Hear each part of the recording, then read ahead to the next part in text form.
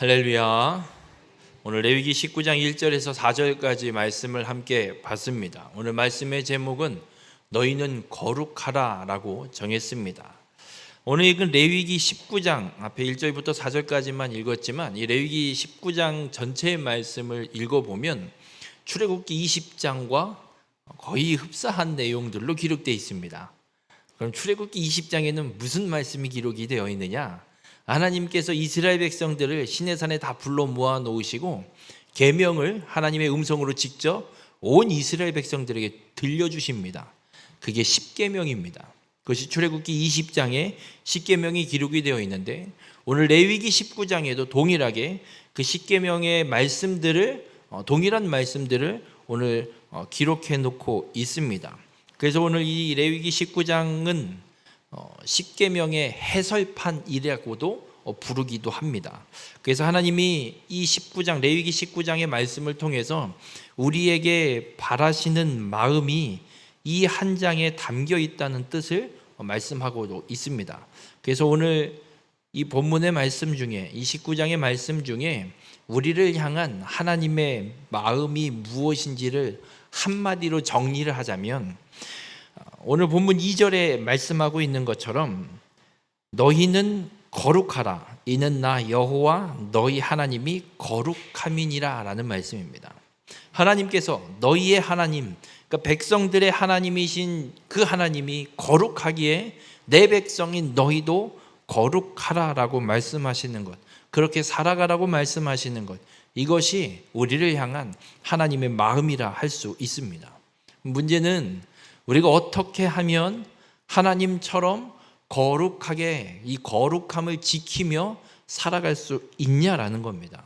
바라기는 오늘 이 말씀을 통해서 우리 모든 성도님들의 삶이 반복되는 그 일상의 생활 속에서 하나님처럼 거룩을 온전히 지켜가는 귀한 축복의 삶이 되시길 주님의 이름으로 축원합니다. 오늘 이 거룩이라는 말 히브리어로 카도시라고도 이야기를 하는데 이 거룩이 갖고 있는 카도시가 갖고 있는 뜻들을 좀 살펴보면 어떤 뜻들을 갖고 있냐면 성별된, 이게 뭐 성별된이라는 게 어떤 뜻이라기보다는 그냥 하나의 단어인 것 같은데 어떤 말이냐면 거룩히 구별된 것. 그래서 이 카도시는 구별된이라는 뜻이 있고 분리된이라는 뜻도 있습니다. 그래서 성별되었다, 거룩히 하나님께서 구별하셨다라는 의미를 갖고 있는 것이 바로 이 거룩이라는 단어입니다. 그럼 하나님이 거룩하시기에 우리도 거룩하라는 이야기는 하나님이 구별되신 분이기에 우리도 그렇게 구별된 자로 살아가라는 것이 이 거룩하라는 말씀입니다. 그래서 우리가 거룩 그러면 목사님들은 목소리가 부흥사 목사님들처럼 기도를 많이 했기에 목소리가 쉬어서 쇳소리가 나야지 거룩한 줄 알고, 교회에서는 다른 거 거룩하다 그러면 성도들은 다른 거 안 하고 그냥 맨날 며칠 허구한 날 교회 와서 기도만 하면 거룩한 줄 아는, 여러분 오늘 성경은 우리에게 그것이 거룩이라고 말씀하시지 않습니다. 거룩은 구별된 것이 거룩입니다. 여러분 이 거룩에 대한 말, 거룩이라는 말을 오해하시면 안 됩니다. 그냥 세상과 완전히 동떨어져서 나 혼자만 어딘가 산골짜기 짱 박혀갖고 나는 거룩을 지켜야 돼, 세상과 완전히 담쌓고 나 혼자 저 두메 산골짜기에 들어가서 아무도 오지 않는 나는 자연인이다와 같이 혼자 산속에 집 짓고 혼자 사는 것, 이게 거룩이 아님을 오늘 성경은 우리에게 말씀하고 있습니다. 여러분 거룩은 내가 지금 살아가고 있는 가정, 내가 지금 살아가고 있는 이 터전, 내가 살아가고 있는 이 지역, 이 땅에서 구별된 자로 살아가는 것이 거룩한 것임을 잊지 마시길 바랍니다. 세상과 동떨어진 게 아니라 이 세상 한복판에서 거룩히 구별된 자로 살아가는 것, 이것이 거룩임을 하나님은 우리에게 분명하게 말씀하고 있습니다. 그렇다면 우리가 이 세상에서 살아가는 가운데 구별된 자로 살아가는 것인데, 가장 먼저는 우리가 살아가는 터전의 가장 기초 단위는 가정입니다. 요즘에는 가정이 많이 작아져서 부부 둘이서 한 가정을 이루고 있고, 가정들도 아이들도 많이 낳지도 않는 그런 시대이고, 웬만하면 아이들이 성인이 돼서 대학을 가거나 이렇게 되면 거의 대부분 이제 나가 살게 되고 이렇게 가정이 작아지기는 했지만, 그럼에도 우리가 가장 기초적인 이 사회, 이 세상의 구조에 살아가는 기초 단위는 가정입니다. 그래서 하나님은 우리에게도 오늘 본문에도 기록하고 있지만 가정에서 구별된 자로 살아갈 것을 분명하게 말씀하고 있습니다. 오늘 본문 3절에 보면 이런 말씀을 합니다. 너희 각 사람은 부모를 경외하고 나의 안식일을 지키라. 나는 너희 하나님 여호와이니라. 하나님께서 규례를, 이 십계명에 대한 규례를 다시 한번 설명하시는 말씀을 기록하게 하시는 건데, 그 규례를 말씀하시기 전에 맨 앞에 무엇을 먼저 놓냐면 부모를 경외하라. 이걸 왜 앞에다 놓을까요? 안식일을 지키라 보다도 앞에 놓고 있습니다. 왜 이렇게 하실까? 이것이 중요하다라는 말씀이에요. 앞에 놓거나 반복하거나, 이거는 하나님이 강조하시기 위해서 하시는 말씀입니다. 그렇다면 우리가 세상에서 살아가는 가장 기초 단위인 가정에서 거룩히 구별된 자로 살아가는 것이 부모를 공경하는 것, 경외하는 것, 이 가정에서부터 우리가 구별된 자로 살아가야 됨을 주님은 우리에게 분명하게 말씀하고 있습니다. 그러면 왜 부모를 경외하라고 말씀하실까? 여러분, 부모는 하나님의 대리자로 가정에 세워주신 분임을 믿으시길 주님의 이름으로 간절히 부탁을 드립니다. 여러분, 우리가 가족 이러면 이런 생각을 해요. 그냥 편한 그냥 아무렇게나 해도 상관없는, 그냥 가족끼리는 빨개 벗고 있어도 별로 그렇게 어색하거나 부끄럽지 않은 것이 가족이기 때문에 그럴 겁니다. 그래서 우리가 가족 혹은 가정 이러면 그냥 편안하게 생각하고 아무렇게나 해도 되겠구나라는 생각을 흔히 할 수 있습니다. 그러나 오늘 하나님은 말씀을 통해 우리에게 말씀합니다. 가정에서도 거룩히 구별된 자로 살아갈 것을 말씀하고 있습니다. 그러면 가정에서는 어떻게 구별된 자로, 어떻게 구별되어서 살아가야 되느냐? 오늘 말씀하고 있는 것처럼 부모를 경외하라고 말씀합니다. 이런 생각이 듭니다. 믿지 않는 부모가 있다면 그것도 경외를 해야 될까? 고민이 됩니다.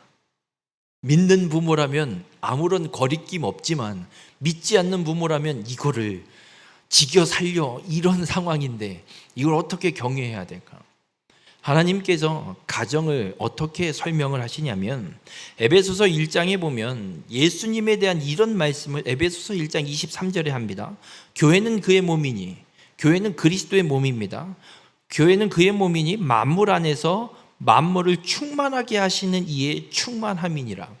그러니까 교회는 그리스도의 몸이고 그리스도는 교회 안에 거하고 계시고, 그리고 그리스도는 만물 안에서 만물을 충만하게 하시는 이임을 말씀하고 있습니다. 그래서 이 세상 만물의 모든 필요를 충만하게 채우시는 건 하나님이신데 어떻게 채우시느냐? 그리스도를 통해서. 만물을 충만하게 하시는 이가 그리스도입니다. 그리스도를 통해서 하나님 이 땅의 모든 만물을 충만하게 하십니다.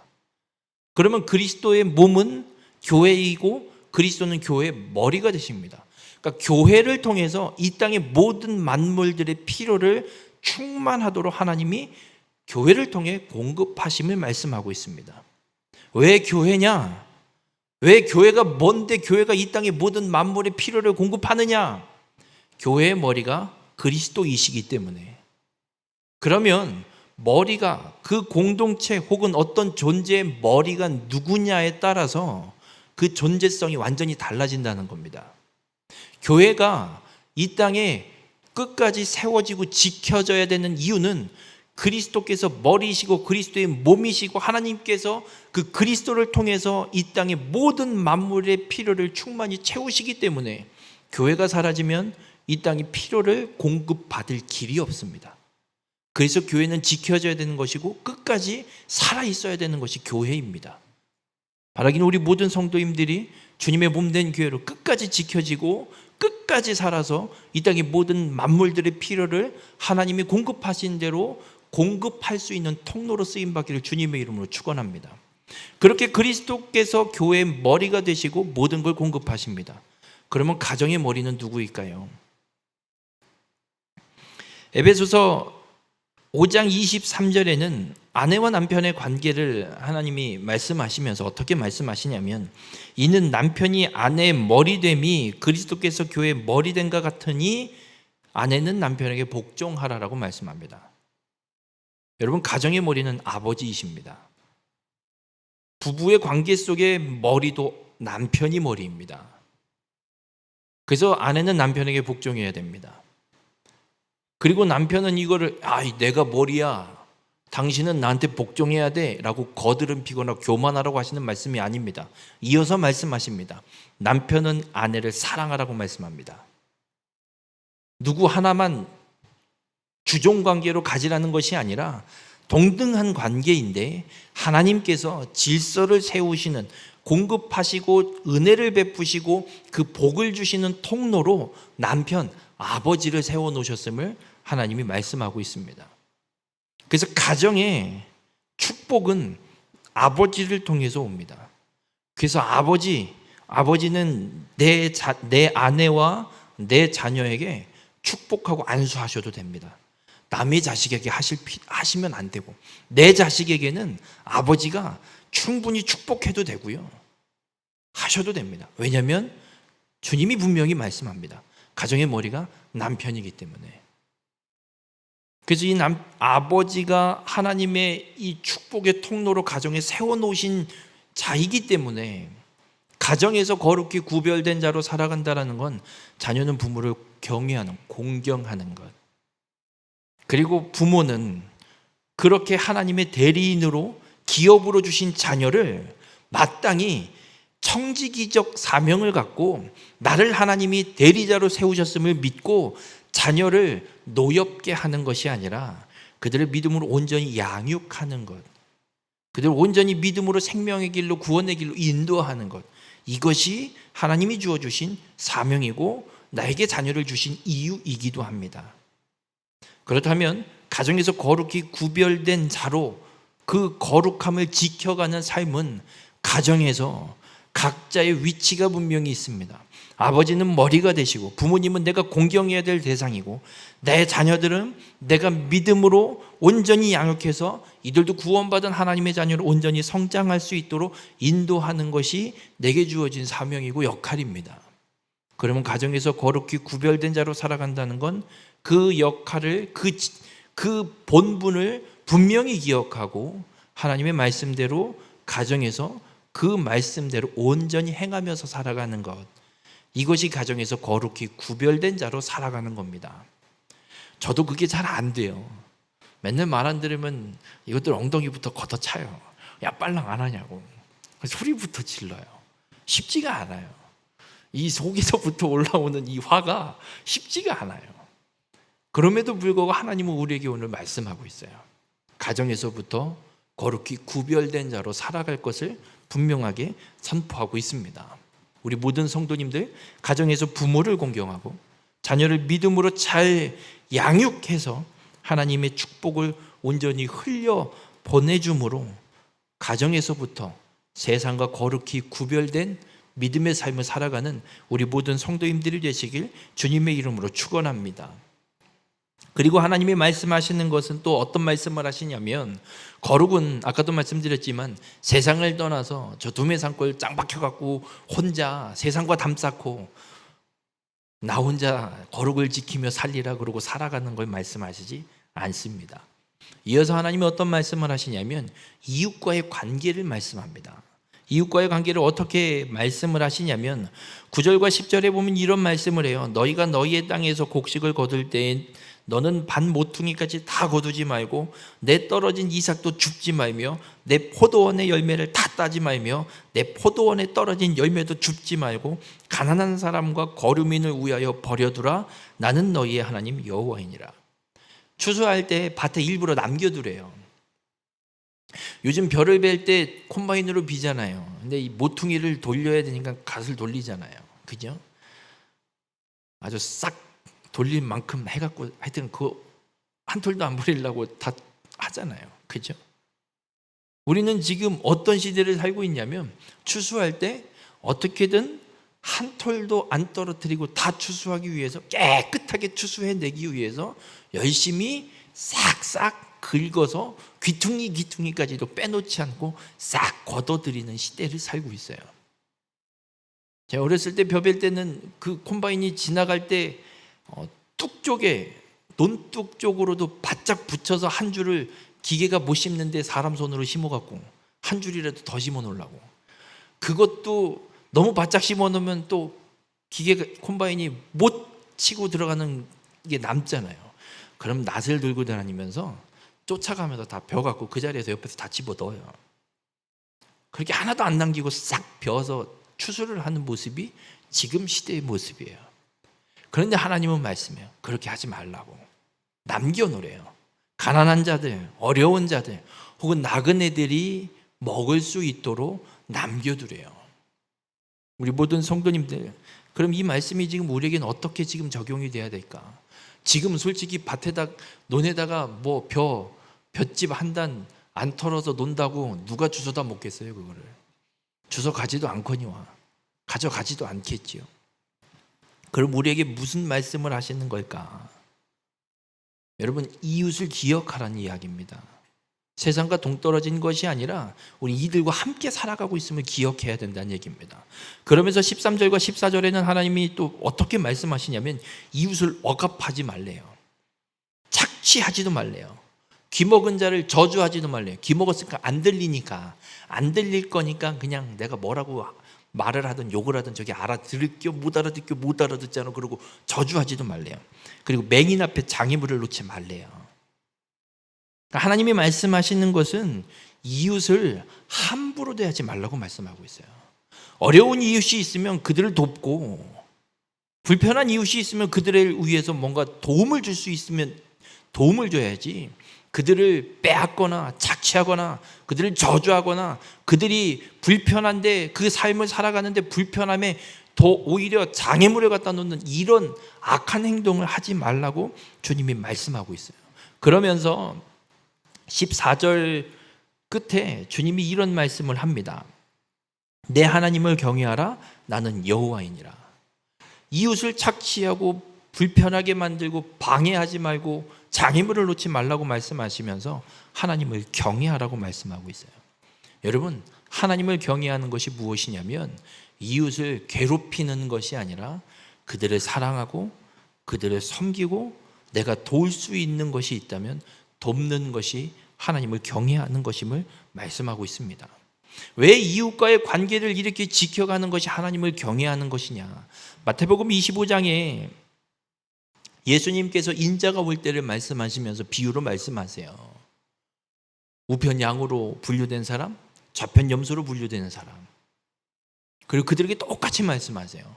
너희는 우편에 있는 자들은 너희가 내가 헐벗을 때 입혔고 먹였고 나를 위로해줬고, 좌편에 있는 자들에게는 너는 나한테 안 줬고 안 먹였고 위로하지 않았고 나 거들떠도 안 받고. 둘 다 똑같이 우편과 좌편에 있는 사람들이 똑같이 대답합니다. 저희가 언제 그랬대요? 예수님이 똑같이 말씀합니다.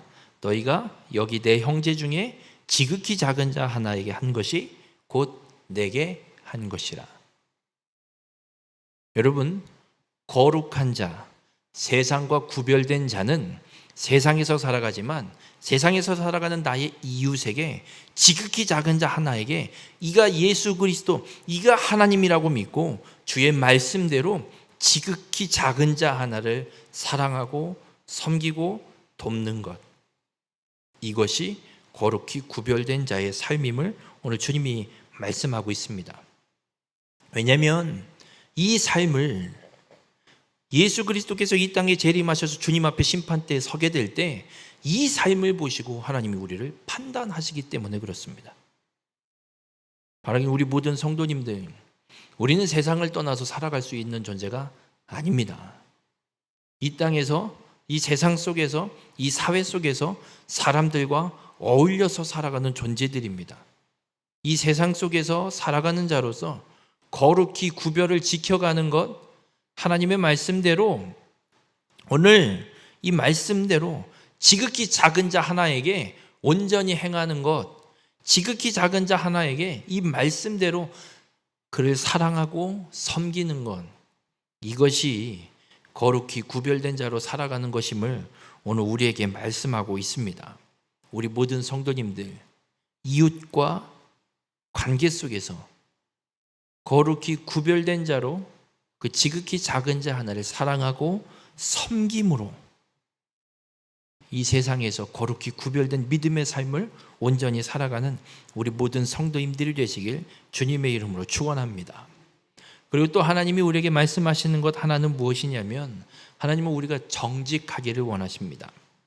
오늘 15절에 보면 이런 말씀을 합니다. 너희는 재판할 때에 불의를 행하지 말며 가난한 자의 편을 들지 말며 세력 있는 자라고 두둔하지 말고 공의로 사람을 재판할지며. 여러분, 이 공의라는 말이 공의라는 히브리어가 어떤 단어냐면 체덱이라는 히브리어인데, 이 공의라는 말보다는 정의로 보시는 게 더 맞습니다. 이 성경이 좀 반대로 해석을 해놨어요. 공의는 정의로 해석을 해놓고 정의는 공의로 번역을 해놨어요. 좀 여기 바뀌어지면 더 좋을 것 같아요. 체덱은 공의라는 말인데, 정의라는 말인데 어떤 뜻이냐면 물리적인 의미에서 고듬 혹은 똑바름, 정의라는 뜻이에요. 그러니까 무엇인가를 재판하거나 무엇인가를 분별하거나 판단해야 되는 상황이 올 때 어떻게 해야 되냐면 물리적으로 곧게 판단하라는 얘기예요. 여러분, 우리 예배당에 벽이 여기 수직으로 딱 서 있어야지. 이걸 제대로 안 해놓고 삐뚤빼뚤 세워놓으면 그게 제대로 진 거예요? 잘못 진 거예요? 잘못 진 거죠. 뭔가 디자인적인 요소를 위해서 한다 그러면 뭐 그거는 이제 설계상 그렇게 돼 있으니까 그렇게 하는 게 맞겠지만, 그런 거 없이 그냥 정확하게 수직으로 세워져서 이 벽돌을 조적으로 쌓는 게 설계가 돼 있다면 정확하게 쌓아야 돼요. 근데 어딘가 배부른 데가 있어요. 그거 하자예요. 잘못된 거예요. 그거는. 체득이라는 말이 무슨 말이냐면 그거예요. 정확하게 물리적으로 누가 봐도 올곧은 방향 이대로 결정하고 판단하는 걸 이야기하는 게 체득이라는 단어예요. 그래서 하나님이 말씀하시는 거예요. 너희가 재판할 때 불의를 행하지 말래요. 그러니까 똑바르게 딱 기준을 세워놓고 이 기준대로 정해야 되는데, 예를 들자면 OX 퀴즈를 하는데 중앙에 선을 그어놓고 우편은 오른쪽, 이편은 오른쪽이 O, 왼쪽이 X. 그러면 자, 무슨 퀴즈를 내고 OX 선택하세요. 그러면 O면 O, X면 X로 정확하게 가야 되잖아요. 애매하게 중간에서 양다리 걸치고 있는 사람. 그러다가 뭐 O 이러면 이쪽으로 넘어가고 X 이러면 이쪽으로 넘어가려고 그러고 있는 사람. 그러면 돼요, 안 돼요? 이게 불이에요. 이게 불이라고요. 정의는, 체득은 얄짤없는 거예요. 너 뭐야? O야 X야? 빨랑 결정해. 결정 안 해? 나가. 내가 아는 친구라고, 내가 정말 친한 친구고 내 새끼라고 야, 너 잘 서 있다가 잘 듣고 빨리 움직여? 이건 불이에요. 그렇게 하지 말라고 주님도 말씀하고 있어요. 가난하다고 뭔가 봐주고, 그리고 이 사람이 세력이 있다고 두둔하거나 이렇게 하지 말란 얘기예요. 어떤 환경이나 어떤 상황이 있든 정확하게 그 기준대로 결정하라고 말씀하고 있어요. 그런 그 기준은 뭐냐? 하나님이라는 거예요. 하나님의 말씀. 그래서 우리가 일상의 삶을, 매일 반복되는 일상을 우리가 살아가는데, 그 일상의 생활 속에서 우리는 어떻게 해야 세상에서 구별된 자냐면 오늘 이 말씀대로 체득, 정확하게 하나님의 말씀에 딱 맞춰서 올바르게 살아가는 것, 올곧게 살아가는 것, 이것이 정의를 행하는, 세상에서 구별된 자, 정직하게 행하는 자임을 오늘 말씀하고 있습니다. 여러분, 정직은 다른 것이 아니라 하나님의 말씀에 비추어서 옳은 것을 지키고 살아가는 것, 이게 정직함입니다. 왜 우리가 일상의 생활 속에서 정직함을 지키며 살아가야 되냐면, 하나님이 이 19장에서 반복하시는 말씀이 있어요. 나는 여호와이니라. 이 말을 반복하세요. 뭐 단어 하나를 더 붙여서 나는 너희의 하나님 여호와이니라, 아니면 나는 여호와이니라. 이 말이 10번 넘게 반복되고 있어요. 이 나는 여호와이니라라는 말이 어떤 말이냐면 나는 여호와, 이 여호와라는 이름이 히브리어로 예호바라는 단어인데, 하나님의 이름을 이야기하는 단어인데, 어디에서 유래가 됐냐면 있다, 존재하다라는 단어에서 유래된 하나님의 이름이에요. 그러니까 나는 여호와이냐, 그러니까 나는 존재하는 자다라고 말씀하고 있는 거예요. 그럼 하나님이 존재하시는데 우리가 그냥 알고 있는 건 하나님, 저 하나님 나라에 계시겠지 뭐, 이게 아니라 항상 우리와 함께 존재하고 계시다는 걸 말씀하고 있는 거예요. 이스라엘 백성들에게 하나님이 지금 이 율법의 말씀을 주시는 게 앞으로 가나안 땅을 향해 광야길을 걷고 가나안 땅에 들어가서 하나님의 백성으로 살아가야 돼요. 그런데 하나님이 말씀하시는 거예요. 내가 항상 존재하고 있다. 어디에? 너희와 함께. 항상 우리와 함께 하시는 하나님이 영원토록 존재하시고 언제나 우리와 함께 하시는 그 하나님이 계시기 때문에 우리는 항상 일상의 생활 속에서 하나님의 말씀을 기준 삼아 올바르게 살아가는 정직을 행하고 살아가야 되는 것을 하나님이 오늘 우리에게 요구하고 계시다는 겁니다.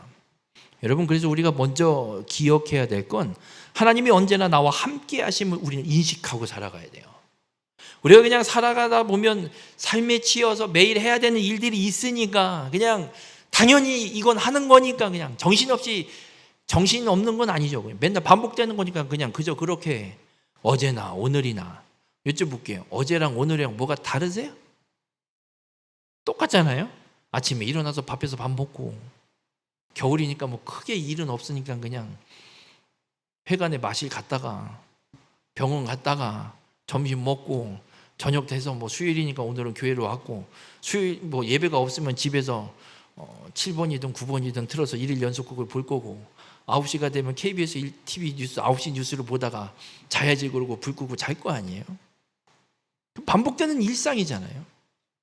뭐가 여기에서 정직이 필요하고 뭐 내가 여기서 뭘 더 거룩히 지켜야 될 게 뭐가 있을까? 그냥 그런 반복되는 일상 속에 아무 생각 없이 그냥 우리는 그냥 그 일상을 살아가고 있어요.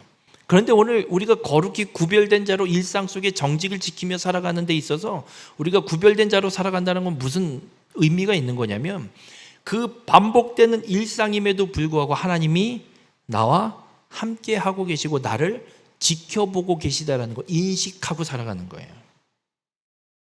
그럼 반복되는 일상이지만 그 반복되는 일상 속에서 선택을 해야 되는 상황들, 혹은 내가 보고 있는 무엇인가 이것이 하나님 앞에 옳은 것인가 아닌가라는 분별을 해야 되는 상황들이 분명히 있게 되는데, 그때에 우리가 하나님이 나와 함께하고 계심을 인식하고 살아가는 사람이라면 이것이 하나님이 원하시는 것인가, 하나님의 말씀에 비추어 옳은 것인가를 바로 확인하고 빗대고 분별할 것이고, 하나님이 나와 함께하고 계시다는 걸 인식하지 않고 살아가는 사람은 그저 반복되는 일상이니까 아무 생각 없이 그냥